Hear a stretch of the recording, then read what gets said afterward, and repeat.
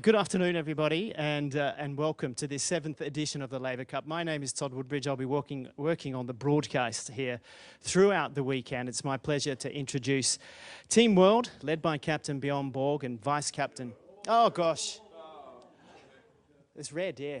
No, aren't you wearing red? Colourblind. I beg your pardon. It is Team Europe. And they're on to me quick, the boys, today.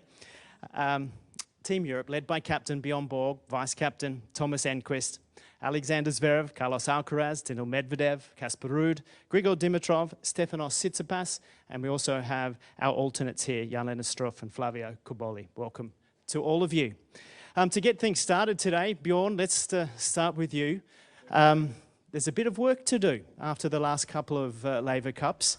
What have you been talking to the team about to get this one done? I'm just saying the last 2 years, very disappointed. But this year, look at this team. And the EU too. I don't think I see we're going to lose this year. This is going to be one of the good years. But I'm happy to see these guys. And some of the guys have been playing in Laver Cup many times. We have a good atmosphere, always. And to be here with all these guys, it's going to be great. It's going to be good tennis, as always, good matches. The rest of the world, it's a tough team. They play really good. They play really good in US Open. But I think we have a good chance. Yes. Sasha, let me come to you, because it's playing at home for you. And in fact, you played the most matches in Laver Cup. And I remember watching a few years ago, you had Roger and Rafa coaching you. And now you become the leader of the team. Is that a comfortable space for you? No, I think comfortable to see these young guys. I mean, it's a new... exactly. To see this new generation. I mean, this is going to be the future, not only in Laver Cup, but in tennis. So, yes. And Sasha? Thank you. No, I don't see myself as a leader at all in this team, because I don't think this team needs anything like a leader. We have only champions on this team. We all know what it takes to win a tournament. We all know what it takes to win big matches. I feel like we've all done it.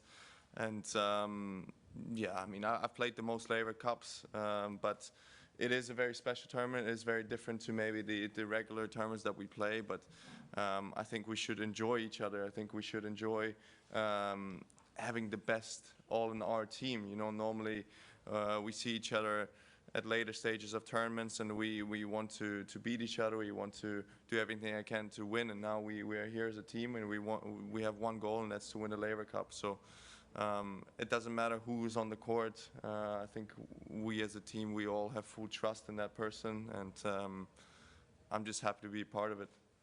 Well, from somebody that's played the most matches to Carlos, a debut here at the Laver Cup. And there was a beautiful picture a day or two ago of you standing with Björn, John McEnroe and Rod Laver. That's pretty impressive company to be in. Are you feeling good about being alongside of those, considering now your Grand Slam titles start to match them in our sport? Well, yeah, for me it's a privilege to be surrounded by Björn, by McEnroe, Rod Laver, you know, all the legends from our sport who taught the tennis in the top of the sport. So for me, it's a just thing. Try to learn from them so closely, and obviously here in the Laver Cup, I think it's a really beautiful tournament that I'm gonna try to enjoy as much as I can. You know, with my partners, we used to fight against each other during the whole tournament.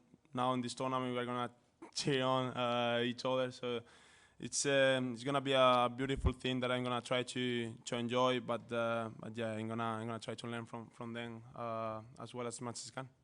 Daniil, a question for you. Many of us see you as the strategist of the team. Have you been sitting down with the captains and working out who should be playing who and where throughout the next 3 days? No, not at all. The captains know everything better. But Yeah, I think, as everyone is saying, we have a great team, and everyone knows what to do. And the most important stage to win matches, to get the points for the team. And I'm pretty sure we're gonna do it. Casper, for you, back out in the first match once again, and in Laver Cup, that first match has been hugely important. It's the momentum builder. You pleased to be there? Yeah, for sure. It's the third time, I think, for me, so third time's the charm, I guess. Try to keep it rolling. I've had a good record at the Laver Cup, so I love playing for my captains and the fellow players, and looking forward to it. Starting off tomorrow, we're hoping to have a good day one and get Europe ahead right away. Grigor, you've come off some really great form, back at number 10 in the world. Just talk about the resurgence a little bit for us and being back here in the Laver Cup team. Yeah, it's been great. Honestly, like for me, every time I'm in that team environment, I think I light up even more. So you know, for me, and as I said it last night to the boys and to everyone, and just, you know, it's a privilege to be here at that stage in my career, and to be able to, you know, to contribute to the team is going to be clearly the ultimate goal. You know, I've been playing some good tennis. You know, been excited. So, you know, also one day at a time. At the moment, I'm still feeling that I can pick up a little bit more, and let's hope it's going to be also this weekend. So really looking forward to that. And finally, Steph, I mean, you must be disappointed. You're the only one outside the top 10, 12 in the world. I mean, what a lineup that you guys have got. But I've talked about Daniil as the strategist. I'd say you're the thinker of the team. And I'd like you to talk a little bit about the creative director. I'd like you to talk a little bit about Björn and Thomas as the captains, and the fact that they will be moving on after this year, and what they've meant to the blue team here at the Laver Cup. Well, I'll tell you this thing. I honestly feel privileged to be led by the most good-looking captains that I could have ever asked for. So I'm gonna definitely miss them. Björn and Thomas, both of them, they've been the golden gem of the team, holding us together, making sure everything is operated and run smoothly. We've had some really good memories together, and I'm hoping we can leave Berlin with some even greater ones, bigger ones, and we can both build something wonderful this week. Finally, let's go to the vice captain. And Thomas, you do a lot of the work out on the court, getting this team together. How are they looking? As you can see, they look amazing. Perhaps in their form. Yes, no, it's such a privilege to spend the week with these guys. First of all, Björn, my big hero. Always a pleasure to see Björn, my good friend. And then these guys are, you know, not only they are unbelievable tennis players, but they are also great spokesmen for our sport. And it's amazing to see how they come together and how work they are, how humble they are. So it's a very easy job, but it's a lot of fun. Well, I got things started. I'd like to open to the floor now to everybody for questions. And I'll have Jem here to help moderate that if you'd like to start away. But Cindy? Carlos, this is for you. The Laver Cup is sort of the unofficial start of the fall indoor season. What are the challenges for you as you go forward from right now through the ATP finals in this part of the season? Well, I'm not used to play so many indoors, so it's for me it's always great to have matches in my bag in the indoor course, just to get rid on it and, you know, and try to play better, you know. But obviously here in the Laver Cup, probably it's not an official ATP tournament, but for me it's I'm gonna try to play like it is, and try to put my best tennis and see what is my level against a really good tennis player who is in a really good form. But yeah, right now until the ATP final, so at the end of the year, I'm gonna try to play as much matches as I can. Right now it's probably indoors win, so I'll try to get better every tournament, every match that I'm gonna play. And right now here in the Laver Cup, I'm gonna try to to be the best partner, best player for my team.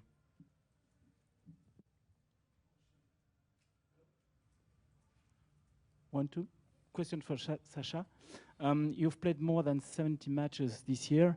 It's a lot, and considering your busy calendar, busy schedule, would you have played this Laver Cup this year if it was not on your home soil?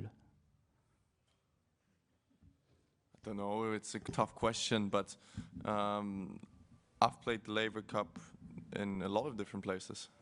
It's not only because it's on home soil. Does it bring something special to me? Yes, of course. I love to play in Germany, and I think having the Laver Cup in Berlin is great and very important for German tennis, because you know, at the moment maybe we are struggling a little bit, especially on the up-and-coming sides from juniors. We're not the best, or we're not what we used to be. So I think bringing the best players in the world to Berlin and to Germany, and maybe some younger fans to see them play is important. But yeah, I love playing the Laver Cup, and when I'm nominated for the team and when I'm trusted by the captains, I try to always play.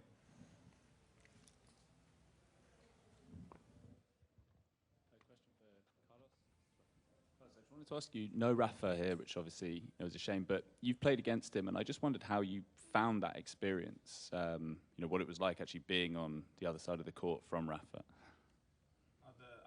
At the same side, or? No, when you played against him. Against him. Yeah. I mean, I think, well, for me it was a huge thing when I played against him the first time. You know, the other times, for me it was kind of a nightmare. Obviously, playing against Rafa is always tough. I will try to, or I try to find it in a good way, playing against your idol. Every time for me it was a privilege to share the court. It doesn't matter for me that I'm gonna play against him. So every time that I face him, it was when I try to be a good player enough to beat him. I mean, it was I think as everybody here in the table that play against him, it was I think we think that it is a privilege or a let for me.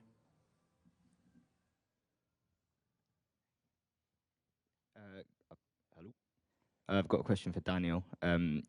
Just wondered, you've obviously had some great on-court battles with Carlos in the past, and now he's on your team. So how are you looking forward to having him on your side for once? And also, just if I could ask, when you go against all these guys for like 50 weeks a year, how easy is it to switch into being their teammate?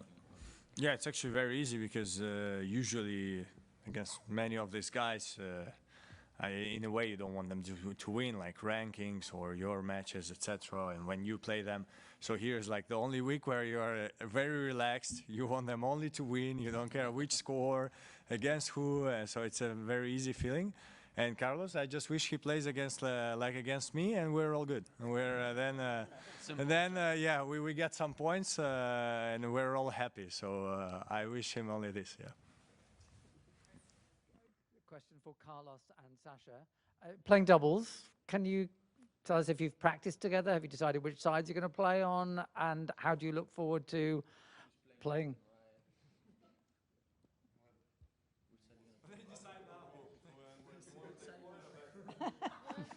Up to you. Look, we found out last night during our meeting that we had at dinner, but for me, it's a privilege to don't listen, because you're 12 years old. I shouldn't say so many nice things, but it's a privilege to share the court with a legend that is our sport already, and you know he's only going to grow from now on. I had the privilege to play doubles with Roger a few times, which was very, very special here. So now sharing the court with Carlos is also extremely special for me. And we had some tough battles at Grand Slams this year together in Australia and at the French Open. So being on the same side is incredible. So I think we're practicing together today. We're gonna probably talk some tactics later on and decide from there moving forward. Yeah, I mean, for me, it's the same. Yeah, he said we battled a few times this year, so have the chance to play at the same side of the net. It's gonna be great. It's gonna be fun. Obviously, with his serves and I mean the net, it's gonna be easy work for me. but yeah, I mean, he said we're gonna talk a little bit later about which side we're gonna play, about tactics, and I'm pretty sure that the match is gonna be well. I have a question for all of you. I would like to know how much tennis fanatic is into you, and how many of you did watch epic 1980 Borg McEnroe final? Maybe in final. No. Maybe found it on YouTube or yeah.